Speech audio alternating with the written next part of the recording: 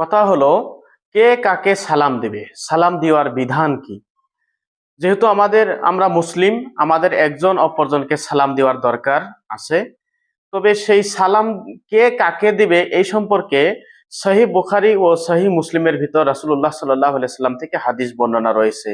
বিশেষ করে সহিহ মুসলিমের ভিতর একটি হাদিসে বর্ণনা রয়েছে, রাসূলুল্লাহ সাল্লাল্লাহু আলাইহি সাল্লাম বলেন, ইউসাল্লিমুস সাগীরু আলাল কাবীর। ছোটজন বড়জনকে সালাম দিবে, একজন ছোট ব্যক্তি বড় ব্যক্তিকে সালাম দিবে। ওয়াল মাররু আলাল কাঈদে, একজন পথচারী ব্যক্তি, যে ব্যক্তি কোনো পথ দিয়ে রাস্তা দিয়ে হেঁটে যাইতেছে, সেই ব্যক্তি রাস্তার পাশে দাঁড়াইয়া থাকা ব্যক্তিকে সালাম দিবে। ওয়াল কালিলু আলাল কাসীর, এবং কম সংখ্যক ব্যক্তি বেশি সংখ্যক ব্যক্তিদেরকে সালাম দিবে।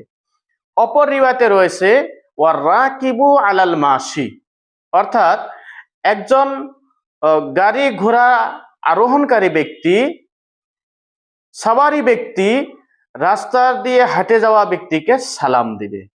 তবে চিন্তা করে দেখুন, রাসূলুল্লাহ সাল্লাল্লাহু আলাইহি সাল্লাম আমাদেরকে কি সুন্দর বিধান দিয়েছেন। আমাদের প্রত্যেককে এই নিয়ম মতে একজন অপরজনকে সালাম দেওয়া উচিত। কিন্তু যদি ছোট বাচ্চা থাকে, শিশু থাকে, তাদেরকেও আবার সালাম দেওয়া যায়, এটা মুস্তাহাব আছে। যেমন হযরত আনাস রাদিয়াল্লাহু আনহু থেকে একটা হাদিস বর্ণনা রয়েছে রাসূলুল্লাহ সাল্লাল্লাহু আলাইহি সাল্লাম সম্পর্কে। হযরত আনাস রাদিয়াল্লাহু আনহু বলেন, মাররান নবী সাল্লাল্লাহু আলাইহি সাল্লাম আলা গিলমানি ফাসাল্লামা। রাসূলুল্লাহ সাল্লাল্লাহু আলাইহি সাল্লাম যখন শিশুদের পাশ দিয়ে যখন যাইতেন, রাসূলুল্লাহ সাল্লাল্লাহু আলাইহি সাল্লাম তিনি এত পৃথিবীর বুকে মহান ব্যক্তি হওয়ার পরেও, নবী হওয়ার পরেও, রাসূল হওয়ার পরেও ছোট ছোট বাচ্চাদেরকে, শিশুদেরকে রাসূলুল্লাহ সাল্লাল্লাহু আলাইহি সাল্লাম তিনি সালাম দিতেন। তবে এটা একটা আদর্শ, আর এই আদর্শ আমাদেরকেও পালন করা উচিত। কেননা আমরা যদি ছোটদেরকে সালাম দেই, তবে ছোটরা এতে উৎসাহিত হয়, তারা আনন্দিত হয়, তারা শিক্ষা পায়, এবং তারাও বড়দেরকে সালাম করা শিখে। আবার যেমন ধরেন, দুইটি দল বা দুইটি জামাত দুই তরফ থেকে যাইতেছে, একদিকে মানুষ কম আর একদিকে মানুষ বেশি। তবে সেই সময় কম সংখ্যক বেশি সংখ্যককে সালাম দেবে, ঠিক আছে, কিন্তু সেই দুইটি দল থেকে যদি একজন ব্যক্তি করে যদি সালাম দেয়, একজন ব্যক্তি যদি সালাম দেয়, তবে সেটা যথেষ্ট হবে কি না?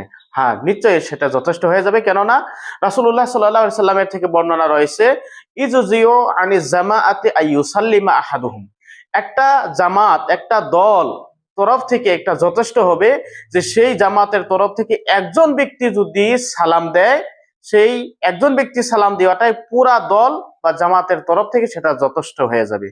ঠিক তেমনি স্বরূপ, যদি একটা জামাতের তরফ থেকে সেই একজন ব্যক্তি সালামের উত্তর দেয়, তবেও সেই পুরা জামাতের তরফ থেকে সালাম দেওয়া হয়ে যাবে। বিশেষ করে দেখা যায় কোনো কোনো সময়ে বিয়ে বাড়ু বা শাদী বিবাহ বা কোনো মজলিস যেমন হইলে, যে একজন 10জন ব্যক্তি যদি ঢুকে একসঙ্গে একটা দলে, তবে প্রত্যেকজন ব্যক্তি আলাদা আলাদা সালাম না দিলে তারা বলে যে বিরক্ত পায় বা কিবা বলে, কিন্তু অ্যাকচুয়ালি তারা হয়তো বা কথাটা জানে না। তবে উচিত হলো যে জামাতের তরফ থেকে, একটা দলের তরফ থেকে যদি একজন ব্যক্তি সালাম দেয়, পুরা জামাতটার তরফ থেকে সেটা যথেষ্ট হয়ে যায়।